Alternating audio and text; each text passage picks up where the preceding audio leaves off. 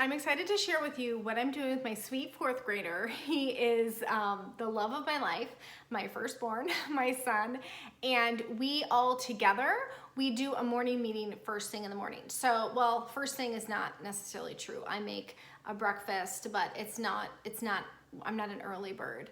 Anyhow, for morning meeting, that's when we're doing our Bible story, our recitation, some of the art work that we do with A Gentle Feast, our primary curriculum.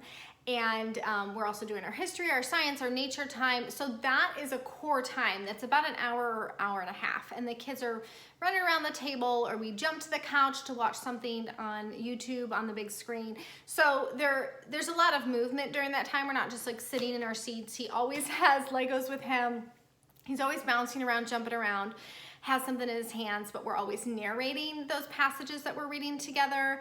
And we often will be writing something down in some of the books that I'm going to share with you from his bin. So we have kind of a morning time bin, and then he has a bin for his work. So after the morning meeting, I'm going to be working with his two sisters who are younger than him, and then he will be doing his language arts and some of his math. So I should say, before the morning meeting, he has just started this year. We're trying Beast Academy, and I've heard so many great things from so many people, and I didn't know if I wanted to try something online, but he is a guy that really loves online things. Now, the Beast Academy program is very challenging. However, he has enjoyed it. I'm gonna see how it goes. It's very inexpensive. You can buy it by month, so it's not a huge investment up front, and I'm just trying that out. I'm gonna continue to do our core math, which is Right Start Math, and I think that program is really, really solid. I just thought it might be fun to try something a little new because he doesn't love math. He actually complains quite a bit, and I had thought about maybe getting a high school tutor for him since a lot of people are home, and we may just do that. So we do need to change up his math a bit because sitting down with mom produces some angst and some issues for him. He has always been my kid who has some sensory things going on. He has always had some higher needs, and so I love being able to homeschool him and being able to give him what he needs. And again, I'm trying this Beast Academy and seeing how that works, maybe a tutor, but for the most part, he's on track. He fights me a little bit. We're gonna get there. We're gonna get there. So as far as the narrations go, in fourth grade, you're moving from oral narration, telling back what you just read for your history, your nature, whatever it is, into written narration. So I'm gonna be writing down his narrations for the first half of the year. And what we're doing is we're just recording them on my phone, and then write them down. So then we're going to just move to one sentence for him, and then two, and then three, and see how he does. In Charlotte Mason, the goal is to ingest the beauty and the wisdom of the ages and the beautiful works of literature that we're reading. And it's okay that the spelling and the grammar isn't there. So that's kind of a little bit of the philosophy of Charlotte Mason, is to help them remember back in their mind and be able to put together the composition in their heads, oral narration, before it actually gets down on paper. So I'm not really worried about that. Definitely in fifth grade, he'll be writing things down, but right now the oral is amazing. Back in first grade, when I wanted him to talk about, do his oral narrations, he was really wary. He did not want to do it, but now his oral narrations are amazing.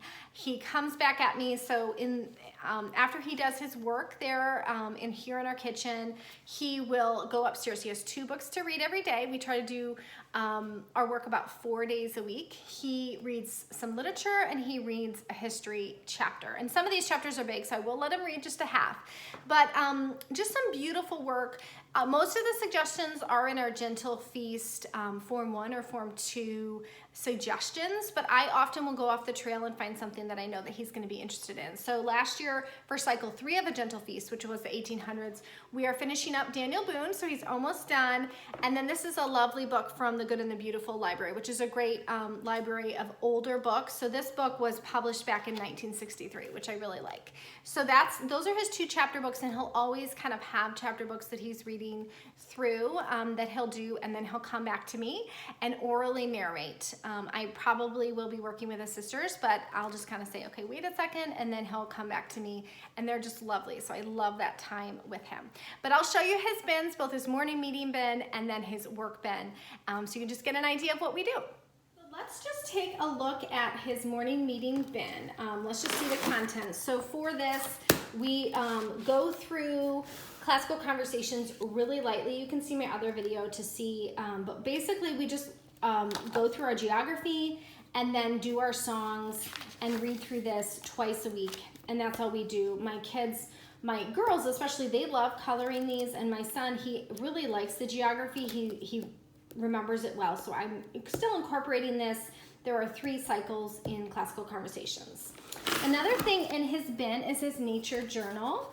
And he is not a huge drawer, but there's a frog there and a wasp there. So some beautiful treasures. I love this book just to have some treasures that he's drawn. And we always use that to try to get him to all have them in one place. This is our menu that he's going to be doing our Bible recitation, poem recitation, as well as our hymns. It's all in one place, and that's with the Gentle Feast curriculum. Then for our nature time, we're doing gentle and classical nature. So he has his nature book. Again, he's only doing these with, that's a lovely sentence. He's only doing this with us at morning meeting. And then for our apologetics, we're going through a cold case Christianity, and he's writing these down. I write a lot of these down for him. And then lastly, for our civics, we're doing the Tuttle Twins, which I love. So when we go through some of the Tuttle Twins, we will have him write down some definitions. An economy is lots of people working together to buy and sell things.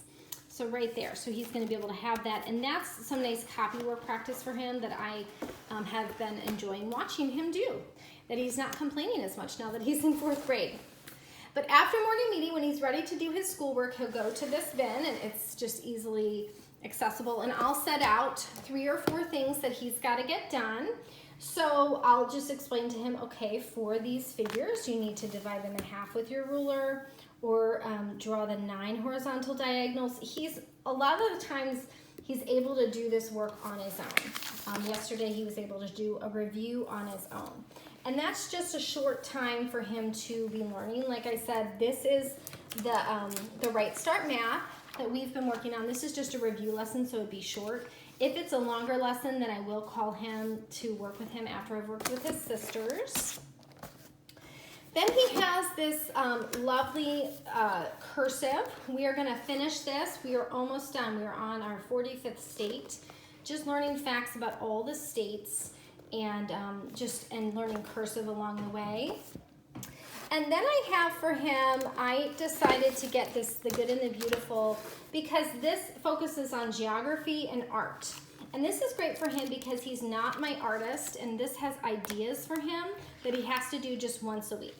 So what he did yesterday was he traced this with tracing paper and just came out with this most beautiful tracing. There it is. And so he traced all this, and that was geography and art combined for him. This is The Good and the Beautiful Creative Companion. They only have this for 4th grade, I think, because they haven't renewed that or made a second version of it yet, but I love this, and I just really highly recommend. We probably will spend 2 years to go through this, but this isn't an introduction to pastels. He's simply going to be reading that, and then techniques. I think he'll do this because they're very short lessons. It's jumping from geography to art, geography to art. Just a bit of exposure once a week for him. So that's something new that I'm trying that I think, I don't know, he may or may not like. We'll see. And then he has a really tough time with spelling. So this is book 2 for traditional spelling from Memoria Press, but he's working slowly but surely, and I see a lot of great fruit coming from it. So I fold the page, so when he's practicing, he doesn't cheat. He reads the word, covers it, and writes it. Reads the word, covers it, and writes it. And so again, we're just going through briefly. He just does 4 days, 4 things. I'm not doing spelling tests with him, actually. We're just doing this for familiarity and to be able to write those books many times. Lastly, this is the core of his language arts. And we haven't started our Cycle 4 student packet for A Gentle Feast yet because we are just finishing Cycle 3. So he finished his Cycle 3 book, which was very exciting. This is form 2. That one was form 1. So we'll see how he does. This is also cursive, so I won't have another cursive for him. That states geography will be done very shortly. So what this is every week you have a set of things to do. To start with, you have Copywork. So this is Teddy Roosevelt's inaugural address. And what he's going to do together with me is pick out spelling words. So let's see, like 8 spelling words that he thinks, okay, those are difficult. I'm going to pick fairly easy ones because he is challenged at spelling, so they're not going to be terribly difficult ones that we're going to choose together. They're going to be words like should or other, powers, world. There's a lot of words in there that I could choose, but it's great because it just correlates with that passage. Every week there's an opportunity to draw, to compose something based on the drawing, and then always go back to the spelling words. So there's 3 days of spelling there. And then the 4th day, a grammar focus to learn a bit about grammar, but very gently. We're going to read this through together. And then finally dictation. So I'm going to share just maybe one sentence to start, see if he can write that down. So this is going to be a challenge, but this is the next level up. This is the form 2 version of her language arts. And we're going to see how